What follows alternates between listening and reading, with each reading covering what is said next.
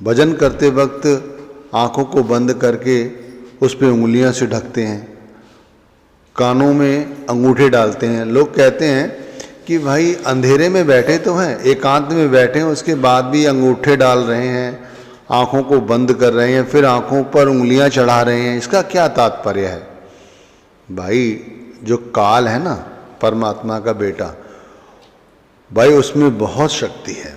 उसकी शक्ति इतनी है कि भाई वो हमें एकांत में होने के बाद भी हमारे अंदर सवार रहता है, हमें बाहर की शक्लें और पदार्थों का ही चिंतन कराता है। इसीलिए भजन एक ऐसा जरिया है कि यहाँ हम आँखों को बंद करके फिर आँखों पे उंगलियां चढ़ाते हैं, कानों को अंगूठों से ठूसते हैं, जिससे कि भाई बाहर की आवाज़ अंदर ना आए, बाहर की शक्लें अंदर दिखाई ना दें, लेकिन फिर भी दिखाई देती हैं। यहाँ हमें असल उस आवाज़ से जुड़ना है जो अंदर से उत्पन्न होती है। अभी शरीर को फाड़ो, उसमें मिलेगा क्या? हड्डियाँ, मांस, यही तो सब मिलेगा। यही डॉक्टर कहते हैं अंदर थोड़ी इसके अंदर कुछ रखा हुआ है, बेकार में भ्रमित कर रहे हैं।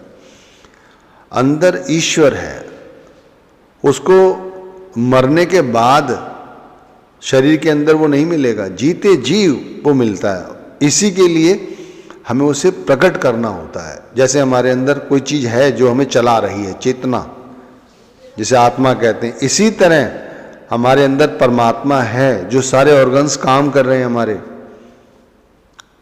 वो परमात्मा जो हमारा देख रहा है कि कोई बंदा चोरी कर रहा है तो चोरी का हिसाब उसे देना पड़ता है, कोई लंपटगिरी करता है लंपटगिरी का हिसाब देना पड़ता है, कोई यदि भक्ति करता है तो भक्ति का, और कोई पूर्ण भक्ति का हिसाब करता है तो फिर भाई उसे पूर्ण भक्ति के हिसाब से मोक्ष मिलता है। तो